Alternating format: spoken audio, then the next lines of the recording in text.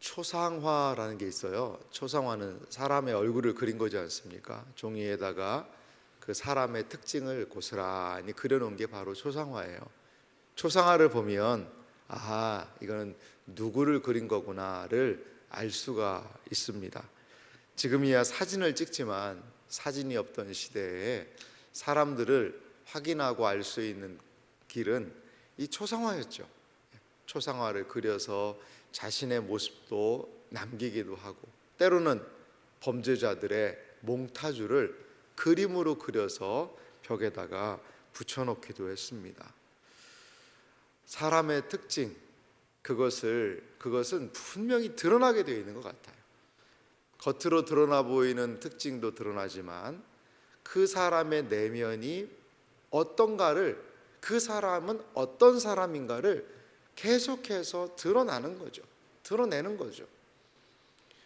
오늘 우리가 읽은 누가복음 6장은요, 마태복음 5장과 6장, 7장에 있는 산상설교와 매우 유사합니다. 그런데 누가복음 6장은 산상설교라고 하진 않습니다. 오늘 누가복음 6장 17절의 말씀에 보면 어떤 말씀이 있냐면요, 예수께서 그들과 함께 내려오사 평지에 서시니 그 제자들이 많은 무리와 예수의 말씀도 듣고 병고침을 받으려고. 예수님이 어디에 서셨다는 거죠? 평지에 서시니. 이 말씀은요, 산이 아니라 평지에서 하신 말씀입니다. 그래서 평지 설교다 이렇게 이야기를 해요. 그러면 마태복음하고 무슨 차이가 있느냐? 내용은 비슷해 보이는데, 아마도 예수님께서요, 이 마태복음 5장, 6장, 7장 산상설교의 내용이 너무 중요하시니까 그것을 예수께서 산에 올라가 앉으시니 제자들이 나온지라 입을 열어 가르쳐 이르시되 라고 산상설교가 시작을 하거든요. 마찬가지로 평지에서도 이게 너무나도 중요한 가르치시기 때문에 가르치지 않았을까, 우리는 자연스럽게 이렇게 생각할 수 있습니다.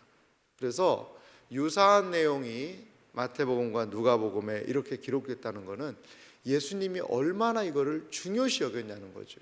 그리고 이 말씀이 예수님의 핵심적인 가르침이구나 라는 것을 우리가 알 수가 있습니다. 그렇습니다. 이것은요, 예수님의 마음에 있는 가장 중요한 생각들이세요. 마치 한 사람의 겉모습을 그려서 특징을 드러낸 초상화와 같이 이 부분은 예수님의 초상화, 예수님을 닮기 원하는 사람들, 예수님을 따라가기 원하는 사람들에게 예수님의 마음 깊은 곳에 있으신 생각, 그리고 예수님이 가지고 계시는 삶을 바라보는 관점, 그리고 예수님께서 친히 사시는 모습이 무엇인지를 우리에게 보여주고 있습니다. 예수님께서 우리에게 하시는 말씀은 무엇입니까? 40절에 보니까 이렇게 말씀해요. 제자가 그 선생보다 높지 못하나 무릇 온전하게 된 자는 그 선생과 같으리라. 아멘. 이게 무슨 말씀일까요? 제자보다 뛰어난 선생은 없죠. 하지만 성경이 뭐라고 얘기해요? 제자가 선생보다 높지 못하다는 거죠. 하지만 어떻다는 거죠? 무릇, 거기 중요한 단어가 나옵니다. 온전하게 된 자는, 온전하게 된 자는 그 선생과 같으리라, 이렇게 이야기합니다. 이게 무슨 말씀이에요? 지금 예수님이 말씀하고 계세요. 우리의 선생님으로 말씀해 주고 계십니다. 근데 우리 제자들이요, 온전하게 되면 예수님과 같을 수 있다라는 거죠. 목사님, 그거 너무나 부담스럽고 교만한 말 아닙니까? 그래요, 그럴 수 있어요. 하지만 우리는요, 예수님을 많이 닮은 사람들을 보게 되는 것 같아요. 정말 어떻게 저렇게 살 수 있지? 나랑 동일한 시대를 살아가는 사람인데 어떻게 저렇게 살 수 있지? 예수님을 많이 닮은 분들을 우리는 보게 됩니다.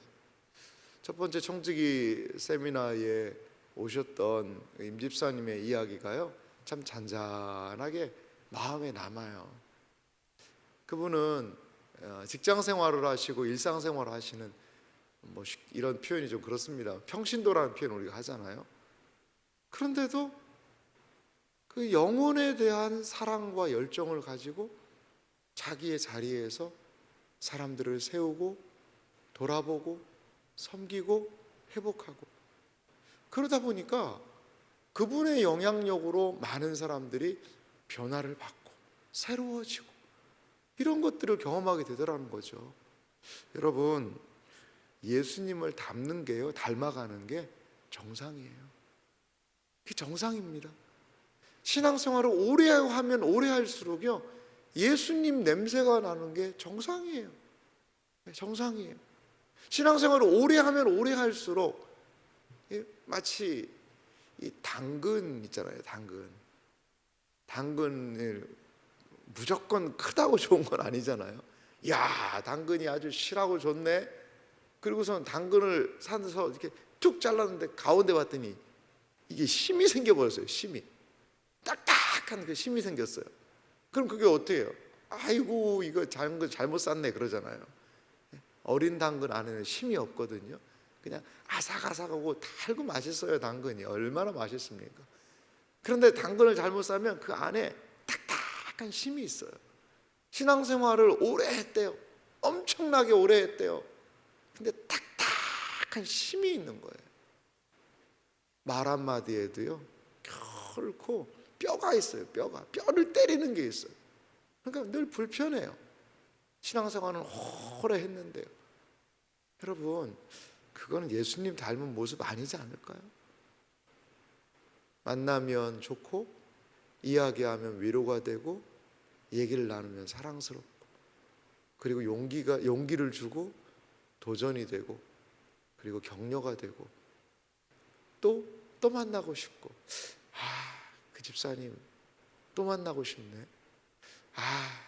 그 권사님 생각나네. 그 장모님하고 얘기하면 힘이 나. 예수님을 닮아가는 거죠.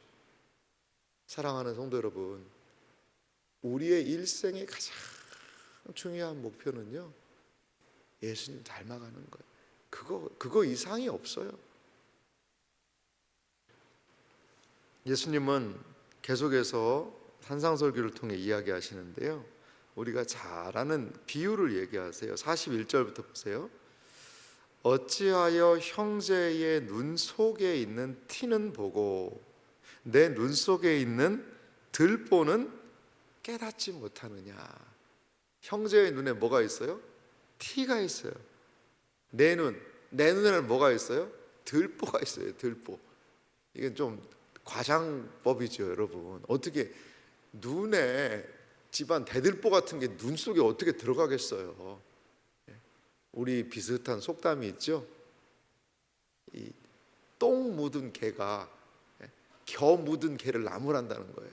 야, 너 그 쌀 껍데기, 나라 껍데기 그 겨가 묻었네. 근데 자기에는 뭐가 묻어 있어요? 똥을 그냥 철복을 해놨어요. 말이 안 된다는 얘기잖아요. 그게 비슷합니다. 우리는 예수님의 정서를 가진 민족인 것 같아요. 그런데 어떤 분이 그런 얘기 하더라고요. 이 티는, 다른 사람의 티를 잘 보는 사람이 있잖아요. 뭐를 써야지 티가 보이냐? 들보라는 안경을 써야지만 다른 사람의 티가 보인다는 거예요. 들보라는 안경으로 이렇게 본다는 거죠. 42절도 이렇게 얘기합니다. 너는 내 눈 속에 있는 들보를 보지 못하면서 어찌하여 형제에게 말하기를 형제여 나로 내 눈 속에 있는 티를 빼게 하라 할 수 있느냐. 외식하는 자여 먼저 내 눈 속에서 들보를 빼라. 그 후에야 내가 밝히 보고 형제의 눈 속에 있는 티를 빼리라. 예수님은 이것을 무엇이라고 얘기하냐면요, 외식이라고 이야기하십니다. 이건 외식입니다. 위선이죠. 위선입니다. 우리는 자기 중심성이 너무 강한 것 같아요. 저를 봐도요, 이 나 중심적인 사고 방식이 너무나도 본성적이에요. 본성적이에요. 자기를 사랑하는 것, 이거는요 우리의 본성입니다. 본성. 뭐 요즘에 어떤 사람들 그래요. 나를 사랑하지 못해서 다른 사람도 사랑 못합니다. 먼저 나를 사랑한 다음에 저는 다른 사람을 사랑할 수 있습니다. 근데 그게요 잘 말이 안 맞아요.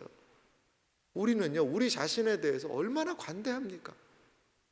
다른 사람에 대해서는 그 여러 가지가 눈에 보여도 나 자신에 대해서는 너는 그렇게 해도 돼, 괜찮아 라고 너무나도 관대한 그러한 우리의 모습이 보이지 않습니까? 물론 자기 자신에 대해 매우 엄격한 잣대를 들이대시는 분이 계세요. 하지만 일반적인 부분에서 보면 남이 하면 불륜이지만 내가 하면 로맨스예요. 이러한 들보라는 안경을 끼고 세상을 바라보고 자기 중심성을 가지고 이야기하고 행동할 수 있다라는 거죠. 우리에게 필요한 것은 무엇입니까? 겸손이죠. 자기 자신의 이 외식과 이 교만과 내 중심적인 사고, 내가 옳다라는 사고, 내 말은 거의 맞다라는, 내 생각은 거의 옳다라는 이 자기 중심성의 들보를 어떻게 해요? 빼내야 됩니다. 빼내야 됩니다. 그리고 마음에 처음부터는 힘들어요. 하지만 여지를 좀 남겨놓으셔야 됩니다. 너무나도 들보로 꽉 차 있으면요 안 보여요. 안 보여요. 다른 사람의 티밖에 안 보여요. 내가 잘못하고 있다는 걸 안 보여요. 그러니까 이 사람 저 사람 들보 빼야죠. 결을 뜯어내야죠. 얼굴에 붙은 거 떼어줘야죠. 바빠요. 그런데 다른 사람들이 볼 때는 어때요? 너무 한심한 거예요. 들보는 어떻습니까? 보이잖아요. 아니 집에 가서 대들보가 안 보이는 데가 어디 있어요? 그 큰 집에서 구조물인데요. 다른 사람들이 다 보고 있는데도요 부끄럽지가 않아요. 창피함을 모르고 다른 사람들의 티를 지적하기에 급급합니다. 오늘 예수님은 그것을 외식, 그것을 위선이라고 이야기하고 계세요. 나는 아니겠지라는 생각을 우리가 할 수 있겠지만 곰곰이 말씀을 생각해 보세요.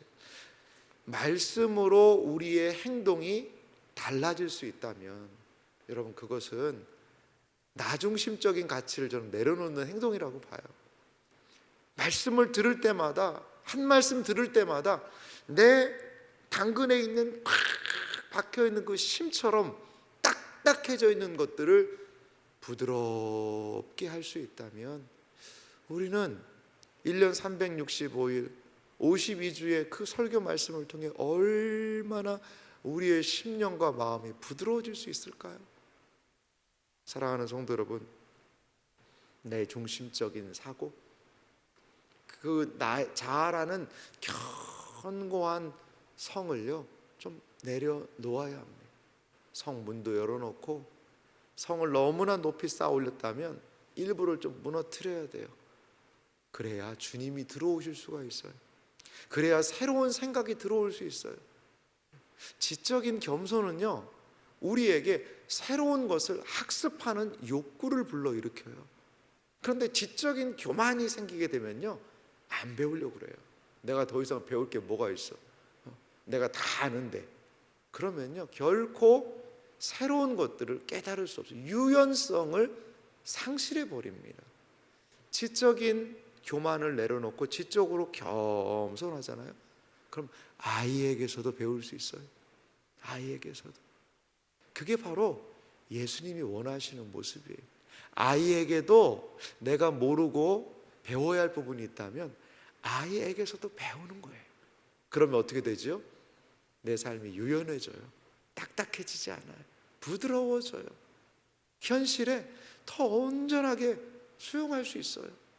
하나님의 말씀을 통해 우리를 하나님 무엇으로 불러주셨죠?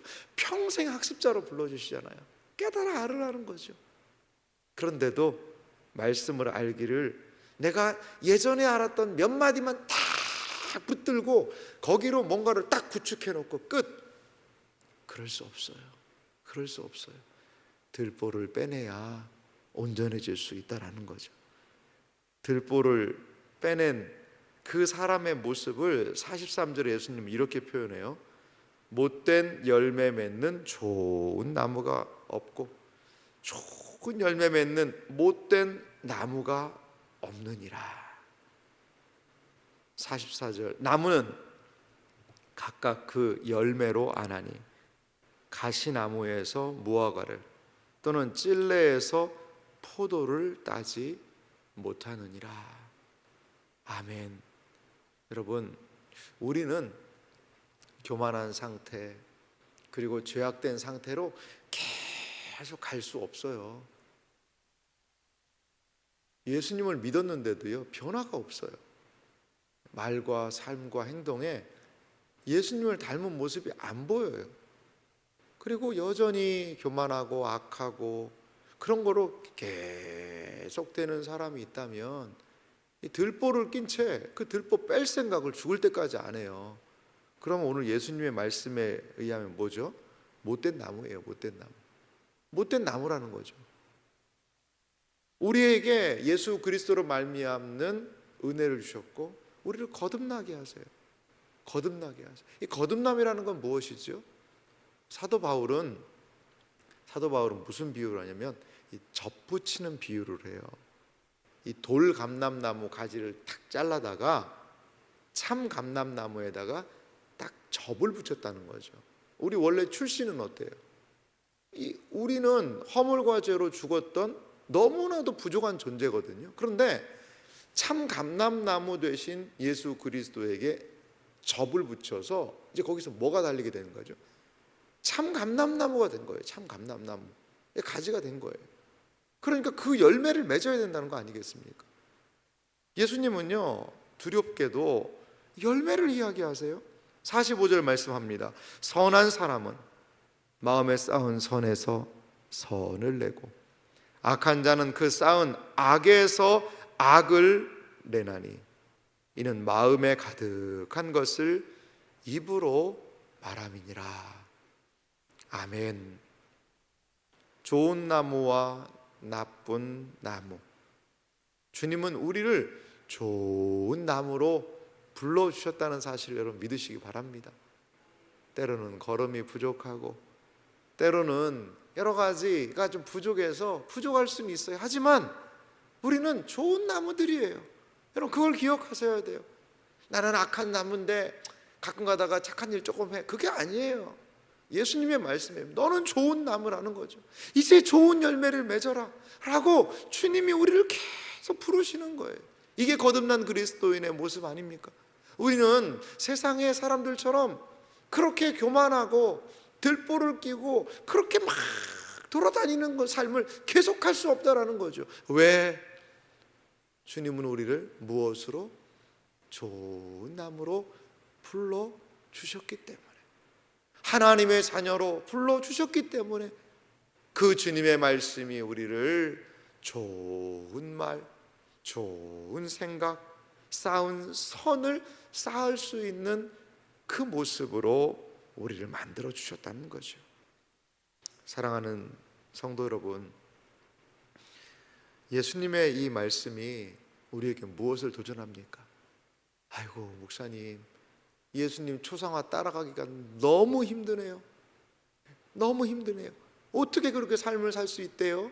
그래요, 쉽지는 않아요. 하지만요 여러분, 삶이라는 것은 뭐가 중요하냐면요, 타켓이 중요합니다. 타켓, 목표물이 중요한 거예요. 활을 쏠 때도요 아무데나 쏘지 않잖아요. 우리 양궁 선수들을 보세요. 목표물을 정확하게 조준하고 쏜단 말이에요. 모든 윤리는 뭐가 필요하느냐? 목표가 중요한 거예요. 목표가 이를 잃어버리면 근데 기분 따라 행동하게 되거든요. 성경 말씀은, 오늘 예수님이 하신 이 말씀은요, 우리가 살아가야 되는 삶의 목표예요. 여러분, 목표. 예수님처럼 똑같이 살 수 있다는 얘기가 아니고 목표라니까요. 적어도 내가 목표에서 벗어나면 요즘에 내가 왜 이러지? 그리고 그 목표로 가려는 노력을 하잖아요. 그게 목표예요. 그게 우리 윤리적인 기준입니다. 예수님은 그리스도인이 하나님의 자녀가, 하나님의 백성들이 살아야 되는 윤리적인 기준을 제시해 주시고, 사랑하는 아들아, 사랑하는 딸아, 이게 기준이야. 이걸 기준으로 삼아서 가거라. 예전 고대에 항해하던 사람들은 별을 기준으로 해서 배를 가면 그래도 목표에 접근을 할 수가 있잖아요. 예수님이 주신 초상화, 예수님을 닮은 모습, 예수님이 허락하신 삶의 목표로 우리의 삶을 수정해야 돼요. 그래서 주신 거예요. 예수님은 평지 설교를 마무리하시면서 마태복음과 유사하게 듣고 행하는 것을 집 짓는 비유로 말씀을 하세요. 47절 말씀합니다. 내게 나와 내 말을 듣고 행하는 자마다 누구와 같은 것을 너희에게 보이리라. 48절 집을 짓되 깊이 파고 주추를 반석 위에 놓은 사람과 같으니 큰 물이 나서 탕류가 그 집에 부딪히되 잘 지었기 때문에 능히 요동하지 못하게 하였거니와. 49절 듣고 행하지 아니하는 자는 주추 없이 흙 위에 지은 사람과 같으니 탕류가 부딪힘에 집이 곧 무너져 파괴됨이 심하니라 하시니라. 아멘. 사랑하는 성도 여러분, 말씀을 듣고요, 하나라도, 한 주에 하나라도 그 말씀을 붙들고 실천하십시오. 예수 그리스도의 이 말씀을 삶의 기준과 살아야 되는 방향의 목표로 설정해 놓고 조금씩이라도, 한 걸음씩이라도 걸어가십시오.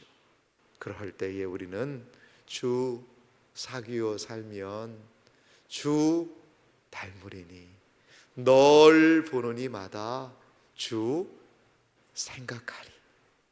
예수님을 닮은 그러한 사람들이 될 줄 믿습니다. 이러한 주님을 닮아가는 복된 은혜가 우리 가운데 있기를 주님의 이름으로 축원합니다.